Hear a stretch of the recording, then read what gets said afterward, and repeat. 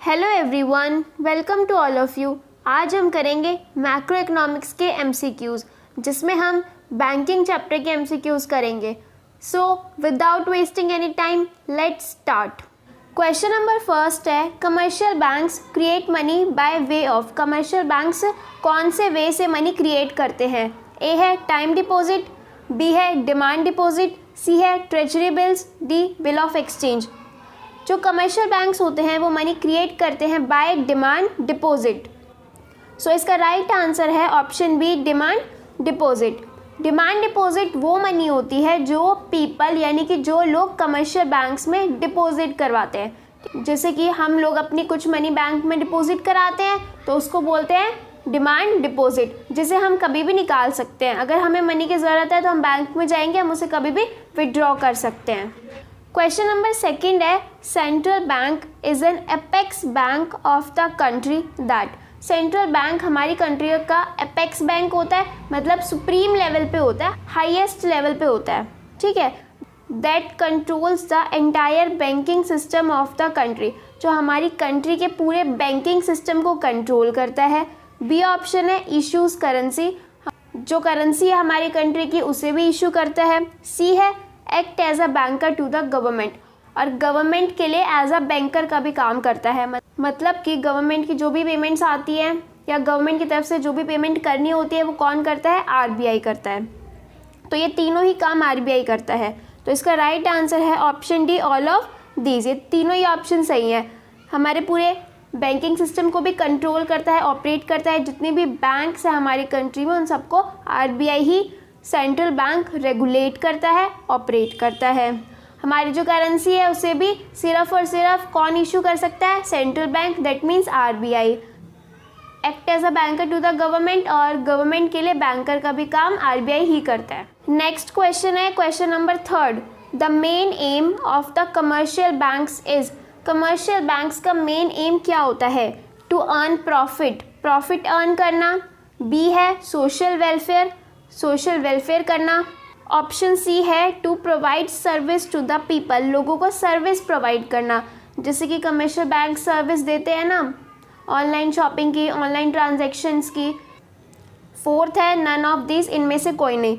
तो जो main M होता है ना कमर्शियल बैंक्स का वो होता है टू अर्न प्रॉफिट। इसका राइट आंसर है option A, to earn profit. Question number fourth है, in India the central bank is. India के अंदर सेंट्रल बैंक कौन सा है? A federal reserve system, B federal system, C Reserve Bank of India, D both A and B. तो India के अंदर जो सेंट्रल बैंक है वो है C, Reserve Bank of India. इसका राइट आंसर है option C. Question number fifth है, commercial banks contribute to the supply of money by way of. Commercial bank कैसे सप्लाई ऑफ मनी में कंट्रीब्यूट करते हैं? लोन इन कैश, यानी कि loan को कैश में देके, या फिर loan in demand deposit. Demand deposit का मतलब अभी मैंने आप लोगों को बताया था, वो मनी होती है जो कि लोग कमर्शियल बैंक्स में डिपॉजिट कराते हैं। या फिर जो डिपॉजिट आता है ना, जो डिपॉजिट कमर्शियल बैंक्स में आता है वही डिपॉजिट को कमर्शियल बैंक्स क्या कर देते हैं? लोन दे देते हैं, ठीक है, जिससे क्या होता है? मनी क्रिएशन होता है। तो कौन से वैसे commercial bank supply of money में कंट्रीब्यूट करते हैं? Loan in demand deposit. Question number sixth है, in case a commercial bank fails to get financial accommodation from anywhere, it approaches the dash as a last resort. मतलब कि commercial bank fail हो जाए, उसको कहीं से भी फाइनेंस नहीं मिल रहा, ठीक है, उसके फाइनेंसेस ख़त्म हो गए हैं, अब वो कहीं से भी उसको किसी भी और बैंक से या कहीं से भी उसको फाइनेंस नहीं मिल रहा है, तो लास्ट में वो किसके पास जाएगा? कोऑपरेटिव्स बैंक के पास जाएगा या फिर सेंट्रल बैंक के पास जाएगा? तो जब कमर्शियल बैंक्स को कहीं से भी हेल्प नहीं मिल रही होती है, वो फेल होने वाले होते हैं, तब वो जाते हैं सेंट्रल बैंक के पास। तो सेंट्रल बैंक ही लास्ट रिजोर्ट होता है उनके लिए, जहाँ से उनको हेल्प मिल सकती है। तो ये एक फंक्शन होता है सेंट्रल बैंक का, central bank act as a last resort, ठीक है। इस चैप्टर के अंदर जो फंक्शन ऑफ सेंट्रल बैंक है ना, वो वाला टॉपिक बहुत ज़्यादा इम्पॉर्टेंट हो जाता है। और इस चैप्टर में मनी क्रिएशन वाला जो टॉपिक है वो भी इम्पॉर्टेंट है। और बाकी जितने भी इम्पॉर्टेंट टॉपिक्स हैं ना मैक्रो इकोनॉमिक्स के, उसकी एक सेपरेट वीडियो मैंने बना रखी है जिसका लिंक आपको डिस्क्रिप्शन बॉक्स में मिल जाएगा, आप उस वीडियो को देख सकते हो। क्वेश्चन नंबर 7 है, ट्रू फॉल्स बताना है। Banks lend money many times more than their cash reserves with the RBI. हमें ये पता है कि जितने भी कमर्शियल बैंक्स होते हैं उनको अपने डिपॉजिट का कुछ परसेंट आरबीआई के पास रिजर्व करके रखना होता है, ठीक है, उसी को कैश रिजर्व बोलते हैं। इस स्टेटमेंट में ये बोला गया है कि जो बैंक्स होते हैं ना वो जितनी मनी क्रिएट करते हैं ना वो कई गुना ज़्यादा होती है जितना कि बैंक्स ने आरबीआई के पास कैश रिजर्व करके रखा होता है। तो ये स्टेटमेंट बिल्कुल सही है, इसका आंसर है ट्रू। बैंक्स के पास जितना भी कैश रिजर्व होता है ना उससे कई गुना ज़्यादा मनी को वो लेंड करते हैं, मतलब कि लोन पे दे देते हैं। नेक्स्ट क्वेश्चन है, credit creation is the principal function of the central bank. ये स्टेटमेंट है, इसे बताना है कि ट्रू है या फॉल्स है। क्रेडिट क्रिएशन मतलब money creation, credit creation main function होता है, प्रिंसिपल फंक्शन होता है सेंट्रल बैंक का। ये स्टेटमेंट बिल्कुल गलत है। जो क्रेडिट क्रिएशन होता है वो सेंट्रल बैंक का फंक्शन नहीं होता है, क्रेडिट क्रिएशन का काम होता है कमर्शियल बैंक्स का, ठीक है। तो इसका राइट आंसर भी मैंने आपको बता दिया है। क्रेडिट क्रिएशन किसका फंक्शन होता है, कमर्शियल बैंक्स का होता है, सेंट्रल बैंक का नहीं होता है। ये स्टेटमेंट फॉल्स है। क्वेश्चन नंबर 9 है, which of the following agency is responsible for issuing ₹1 currency note in India. India के अंदर 1 रुपी करेंसी नोट को कौन इशू करता है, कौन सी एजेंसी इशू करती है।